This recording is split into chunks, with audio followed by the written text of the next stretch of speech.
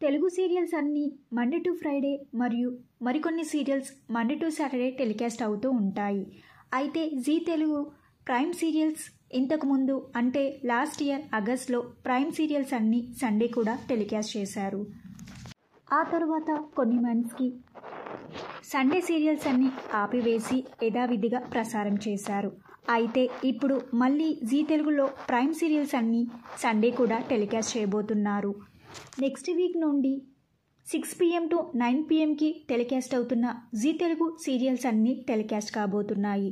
నిండు నూరేళ్ల సావాసం, పడమటి సంధ్యారాగం, లక్ష్మీ నివాసం, మేఘ సందేశం, జయం మరియు చామంతి ఈ 6 సీరియల్స్ టెలికాస్ట్ కాబోతున్నాయి. 9 PM తర్వాత టెలికాస్ట్ అవుతున్న సీరియల్స్ మాత్రం టెలికాస్ట్ కావడం లేదు. ఆ ప్లేస్లో సండే రోజు జయమ్ము నిశ్చయంబు జగపతి బాబు షో టెలికాస్ట్ చేస్తున్నారు.